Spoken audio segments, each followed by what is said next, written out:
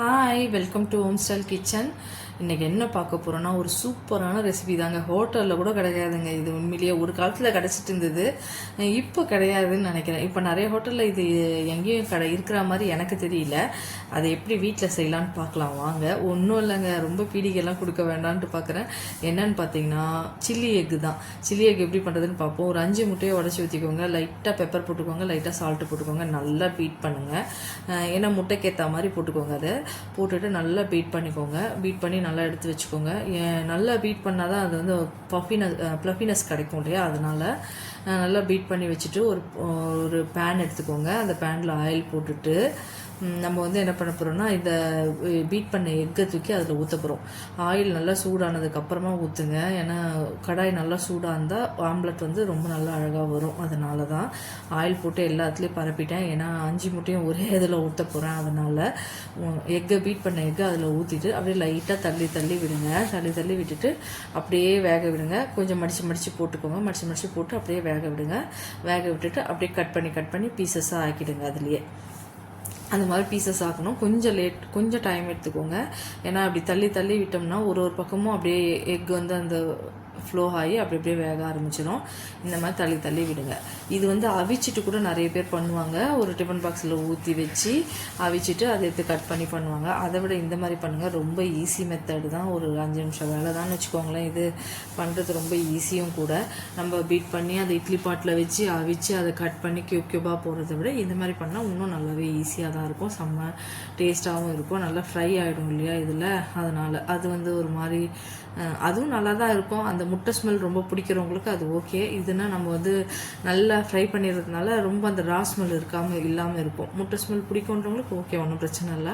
இப்போ இந்த மாதிரி இருக்கிறத அழகாக இந்த மாதிரி க்யூபாக சின்னதாக கட் பண்ணி விட்டுருங்க. கட் பண்ணி விட்டுட்டு தனியாக எடுத்து வச்சுருங்க.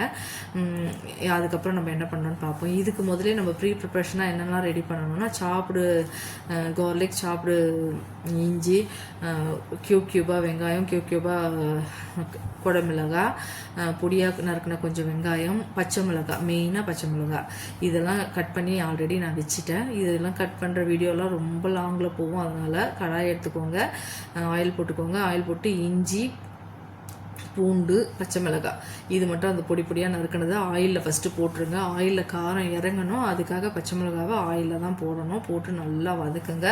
நல்லா வதங்கணும். இது 3மே வந்து குட்டியாக நமக்கு நறுக்கி போடணும் இல்லையா. நல்லா வதங்கிடணும். வதங்கினதுக்கப்புறமா நம்ம சாப் பண்ணி வச்சுக்கிற கொஞ்சமாக இருக்கிற ஒரு வெங்காயம், சாப் பண்ண வெங்காயம் கொஞ்சம் கூட ஆட் பண்ணிக்கோங்க. எதுக்காகனா அது கொஞ்சம் நல்லாயிருக்கும்னு சொல்கிறதுக்காக தான் கொஞ்சமாக ஆட் பண்ணிவிட்டு அதை நல்லா கலரி விடுங்க. நல்லா ஃப்ரை ஆகணும். வெங்காயம், இஞ்சி, பூண்டு, பச்சை மிளகாய் எல்லாம் நல்லா ஃப்ரை ஆகட்டும்.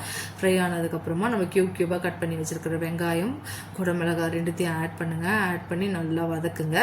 ஒரு 3/4 பதத்துக்கு, அரை பதம் வெந்த முடிச்சு கொஞ்சம் 3/4 பதத்துக்கு முன்னாடியே கொஞ்சம் வந்து நம்ம வந்து அந்த க்ரன்ச்சினஸ் இருந்தால் தான் குடமிளகாலையும் ஆனியன்லேயும் கொஞ்சம் டேஸ்ட் நல்லாயிருக்கும். அதனால தான் சொல்கிறது. கொஞ்சம் 3/4 பதம் வெந்ததுக்கப்புறமாவே நம்ம வந்து இதில் என்னென்ன சாஸஸ் ஆட் பண்ண போகிறோம்னு பாருங்கள். ரொம்ப ஈஸிங்க.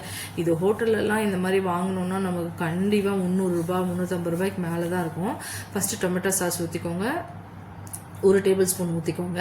நெக்ஸ்ட் வந்து 1 டேபிள் ஸ்பூன் வந்து நம்ம ஷேஷ்வான் சாஸ் விற்கிது இல்லையா, ஷேஷ்வான் சாஸ் ஒரு டேபிள் ஸ்பூன் போட்டுக்கோங்க. அரை ஸ்பூன் கிட்ட சோயா சாஸ் ஆட் பண்ணிக்கோங்க. சோயா சாஸ் ஆட் பண்ணிவிட்டு மிக்ஸ் பண்ணி விடுங்க. நல்லா மிக்ஸ் பண்ணுங்கள்.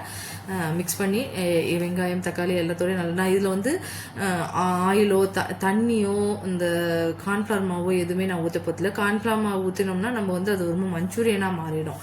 இது வந்து நான் பண்ணுறது சில்லி எக்கு தான். அதனால் இப்படியே நல்லா ஃப்ரை பண்ணுங்கள். நல்லா டாஸ் கொடுங்க. சைனீஸ் ஐட்டம்னாவே கொஞ்சம் நல்லா டாஸிங் இருக்கணும். அதனால் நல்லா நம்ம வந்து வதக்கி விடணும். நல்லா வதக்கி ஒன்று சேர்ற அளவுக்கு எண்ணெய் பிரிஞ்சு வர அளவுக்கு நல்லா வதக்கிட்டு இந்த டைம் பார்த்துட்டு நீங்கள் வந்து தேவையான அளவுக்கு உப்பு போட்டுக்கோங்க. நம்ம முட்டைக்கு ஆல்ரெடி அதில் உப்பு போட்டிருக்கோம். அதனால் இதுக்கு மட்டும், இந்த வெஜிடபிள்ஸ்க்கு மட்டும் நீங்கள் தேவையான அளவுக்கு உப்பு போட்டுக்கோங்க. உப்பு போட்டு நல்லா வதக்குங்க. இதில் ரொம்ப வெந்துடாது குடமிளகாலாம், ஏன்னா 3/4 பதம் தானே அங்கே வெந்திருக்கு. அதனால் இப்போ நம்ம என்ன பண்ண போகிறோம்னா, நம்ம இப்போ கட் பண்ணி வச்சுருக்க க்யூபாக கட் பண்ணி வச்சுருக்கோம் இல்லையா, அந்த எக்கத்துக்கு இதில் போட வேண்டியது தான். போட்டுட்டு நல்லா டாஸ் கொடுக்கணும். இதில் இருக்கிற அந்த சாஸ் எல்லாமே, ஸோ இதில் வந்து நம்ம ஷேஷ்வான் சாஸ் போட்டிருக்கோம். அது ரொம்ப செம்மையாக இருந்தது ஃப்ளேவரு. இப்போ நம்ம அந்த எக்கை தூக்கி அதில் போட்டுட்டு நல்லா டாஸிங் கொடுத்தீங்கன்னா செம்மையாக அந்த எல்லாம் மிக்ஸ் ஆகி சூப்பராக வந்துடும். சில்லி எக் ரெடி ஆகிடும். செம்ம டேஸ்ட்டாக இருக்குங்க. ட்ரை பண்ணி பாருங்கள். இதெல்லாம் வந்து இப்போ ஹோட்டலில் கிடைக்கிறதில்ல. செம்ம டேஸ்ட்டாகவும் இருக்குது, ருசியாகவும் இருக்குது. இதை தூக்கி அதில் போட்டுட்டு நல்லா டாஸ் பண்ணணும். டாஸ் பண்ணிவிட்டு அதுக்கப்புறம் ஸ்ப்ரிங் ஆனியன் இருந்தால் மேலே போட்டுட்டு அப்படியே ஆஃப் பண்ணிவிடுங்க. அவ்வளோதான். சில்லி எக் சூப்பராக இருக்கும். எடுத்து வெறுமனே சாப்பிடவே நல்லா இருந்தது. இதெல்லாம் வந்து ஸ்டார்டர் மாதிரி தானே நம்ம வாங்குகிறோம் ஹோட்டல்ஸில். இது நம்ம வீட்லேயே செஞ்சு கூட சும்மா கூட குழந்தைங்களுக்கு கொடுக்கலாம். சப்பாத்தியோடு வச்சு கொடுத்தாலும் சாப்பிடுவாங்க. நான், ரொட்டி, சப்பாத்தி எது கூடனாலும் வச்சு சாப்பிட்லாம். நல்லாவே இருக்கும். பசங்களுக்கும் ரொம்ப பிடிக்கும். ட்ரை பண்ணி பாருங்கள். உங்களுக்கு பிடிச்சிருக்கும்னு நினைக்கிறேன். பிடிச்சிருந்தா இதை மஸ்ட்டு ட்ரை பண்ணுங்கள். இது ரொம்ப சிம்பிள் ரெசிபி. ஏன்னா இப்போ குழந்தைங்க எல்லாருமே வீட்டில் இருக்கிறாங்க இல்லையா, அவங்களுக்கு வந்து ஹோட்டலில் போய் இதை வாங்கி இதெல்லாம் கிடைக்கல. ஹோட்டலில் இப்போ கிடைக்கல. நான் நிறைய ட்ரை பண்ணிட்டேன், கிடைக்கல எங்கேயுமே. இப்போ இது ஈஸியாக நம்மளே வீட்டில் பண்ணிவிட்டு ஒரு ஃப்ரைட் ரைஸோ எதுவும் நம்மளே ஈஸியாக பண்ணலாம். நான் ஃப்ரைட் ரைஸும் பண்ணியிருக்கேன். அதை வந்து நான் ஷார்ட்ஸில் போடுறேன். ஏன்னா அதை தூக்கி வீடியோவில் போட எனக்கு இஷ்டம் இல்லை. ஏதாவது ஸ்பெஷல் ரெசிபியாக போடலான்றதுக்காக தான் போட்டிருக்கேன். நல்லா டாஸிங் இந்த மாதிரி கொடுக்கணும். இந்த டாஸிங் கொடுத்தா தான் சைனீஸ் ஐட்டம்லாம் நல்லாயிருக்கும். எவ்வளோக்கு எவ்வளோ நம்ம வதக்கிறோமோ ஃபயர் வச்சு அப்போ தான் டேஸ்ட்டே வரும் சைனீஸ்க்கெல்லாம். ஏன்னா அந்த சாஸ் வந்து அப்போ தான் அதில் போய் ஊறும்.